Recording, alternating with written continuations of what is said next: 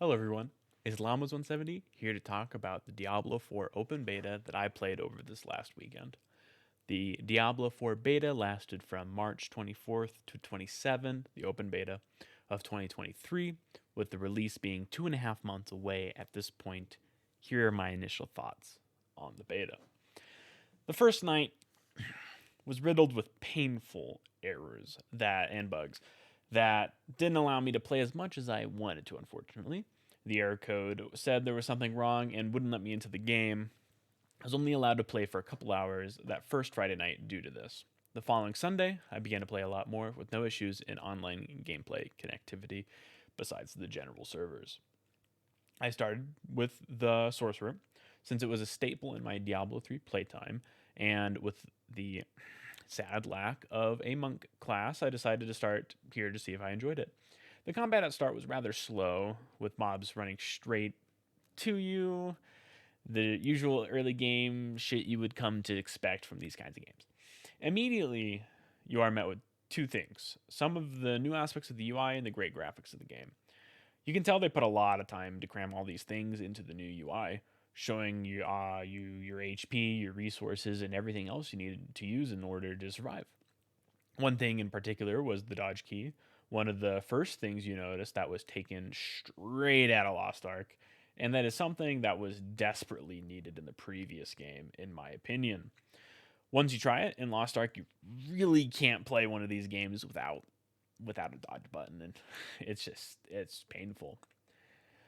That is only the first of many things that I can tell you that came from or were inspired by Lost Ark.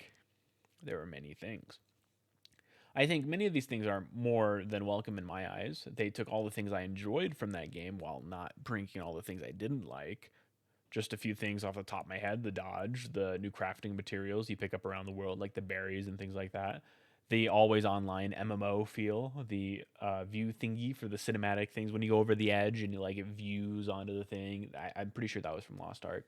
A few things that they didn't keep were like the professions. Oh, I did not like how I had to level each profession and switch to a different like ability thing where I had to you couldn't attack anymore and you could only use this. It was really where I did not like that.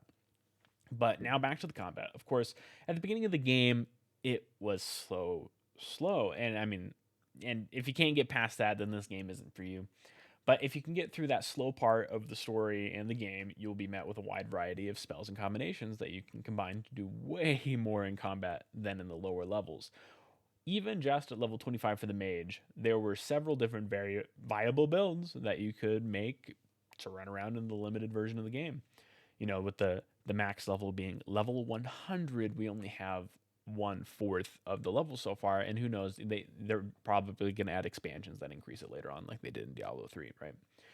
Since I mentioned the talents and abilities, why don't we talk about those first? So, I'm an absolute huge fan of this talent tree system that they've created for this game. In the little time that I've played it, I really do enjoy it, and I see the promising features of the talent system. I I really do. I think it's like the perfect balance between complicated and simple. Simple, and for example, I think that Diablo 3 talent tree, if you can even call it a talent tree, was like bare bones simple. I, and in D3, it was simple but yet effective, still allowing you to make like some interesting builds while but not being too complicated. Something you can go over in a simple video and like boom, you'd understand everything about it. Then there's Path of Exile, which I haven't played, but I know it's a convoluted to the point where you basically need a master's degree to get around in the game. And just from what I've heard, in D4, I think it's the near perfect solution, at least right now, from what I've seen. Just from the layout, you can see that you can do so much with it. The only thing that I fear is that in the end game, you won't have enough points for the final sections to have a wide variety. The only thing I fear that is in the end game, you might just not, you might either won't have enough points to put into everything, or you'll have too many points to get these really OP builds that are gonna be really hard to balance, or you're not gonna be able to use any of the end game abilities because you only have so many points. I say this because in Diablo 3, you could enable a setting where you could put like all your end game abilities on your ability line. If you wanted to. And usually with all the like OP builds, that's usually what you did. I see a lot of good things coming from this type of talent tree, and I think they got a lot of hints from like the Dragonflight, going from like the really simple to a very decent like talent tree system. So and I think it'd be really good if they implement it right. And knowing Blizzard, keep your fingers crossed. Let's talk about one of the biggest glaring issues of the game: the performance and the servers. Once you load into your first character, if you have anything less than the 3000 series NVIDIA, I swear, I'm not sure if you're going to have the best experience playing on anything higher than 1080p. I have a 4080 with an i7 13700KF in my system, and it runs pretty well, but it definitely stutters. And I'm not quite sure if that is the game, or if it's itself, or if it's the server. Once you find yourself out in the open world with other players, say goodbye to a smooth experience in gameplay. Your character will be rubber banding everywhere.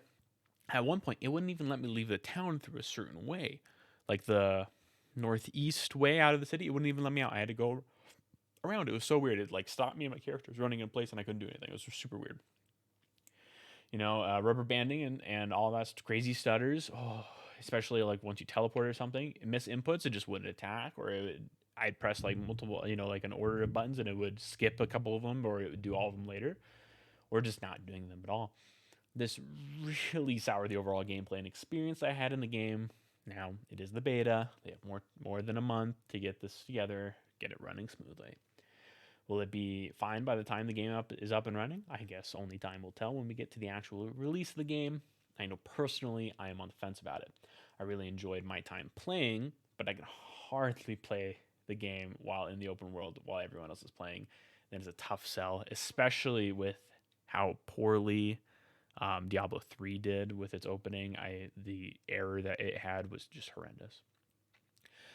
The classes they have ready to play at the moment in the beta was a little bit disappointing to me, with the playable classes being Sorcerer, Druid, Necromancer, Rogue, and Barbarian, only 5.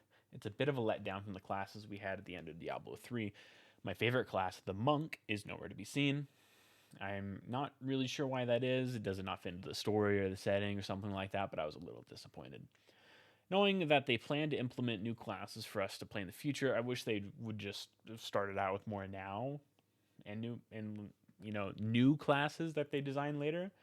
But I know it's Blizzard, it's the Blizzard special, but I think that making a game that is more complete without looking forward to the new expansion is something that you should do as a friend to your customers. But I understand that as a company, you need to make money. Talking about money, the game is going to set you back 70 USD. Yes, Blizzard is finally hopping on the $70 game bandwagon that many developers today are doing.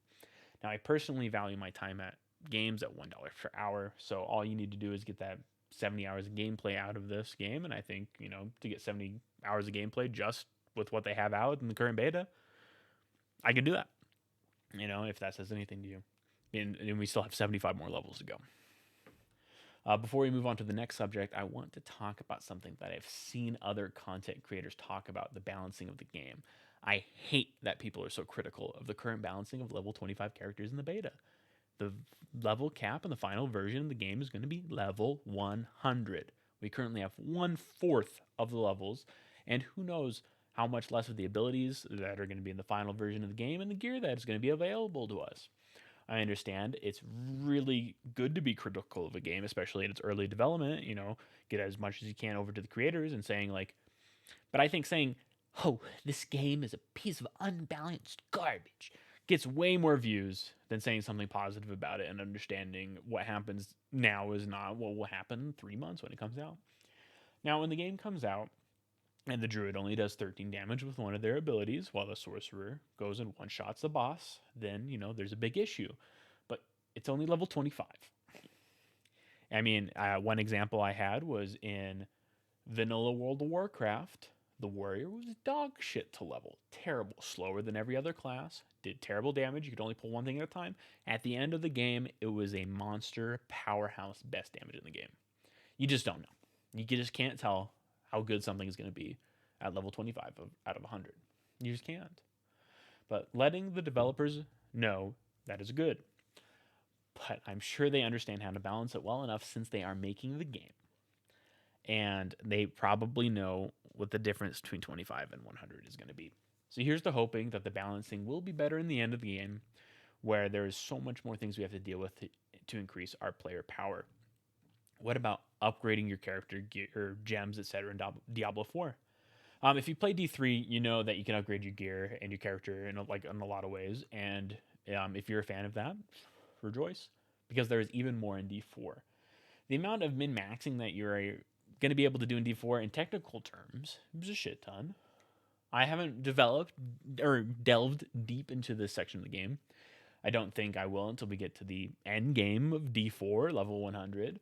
But I can see from the guides out that there is a lot to do in this aspect. As of right now, there are no legendary gems or set items, but I'm sure that they are putting those together for the later use. As for the late game and aspect of the game, if they do it like they did in D3 in Reaper Souls, I will be happy. Although the leveling experience is important and it's going to take forever to get to 100, the end game is the most important aspect of your game. Without it, players will leave way earlier and it makes it harder to justify a $70 video game. If you are only going to play it for the main campaign, time will only tell for this section, because as far as I know, we have no clue what the end game is going to be like. Is it going to be just farming those dungeons that I've seen in the beta? Is it just going to be farming open world bosses? Or is it going to be more of the D3 style where we have these rifts and you can do things to like increase the drop chance and do all that stuff? Now, how does this game compare to the other Diablo games and, like it in the genre? I've only played D3, so I'm not really the best person to answer that question. But I think if you enjoy D3, you will enjoy D4, personally. My final thoughts on the beta. I was disappointed and happy with what I saw in the little time I was playing the game. From the servers being very disappointed and happy with just the general game. Um, I wish it were out right now. Waiting 3 months to play is gonna be, but and I'm sad to see that it was only here for like one weekend instead of a full week. Makes you want to like, oh man, I should have bought the beta. For the closed beta. I think I'm gonna buy the game. I'm not really happy with the $70 price tag, but that's a small price to pay if I'm gonna get even a fraction of the hours I got out of D3. I spent thousands of hours in D3, so I think if I get close to that, then I will be happy. The final verdict of this game is I think I'm looking towards the future. I think my biggest thing is the technical aspect of this game. If they can fix that, then I will be happy with the game.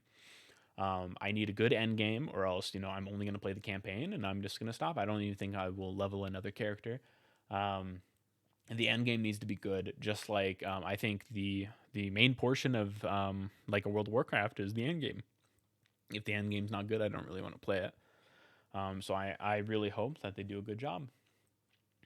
Well, if you stuck this long in the video, thank you so much for watching. I stream live over on Twitch at twitch.tv/llamas170. So please come check me out over there. I will be streaming the Diablo 4 release if I ended up getting it. And I stream many other games that will be playing up until the Diablo 4 release. So if you enjoy that, please subscribe. Please follow this channel, all that jazz. And I will see you guys all on the next one. Thanks for watching.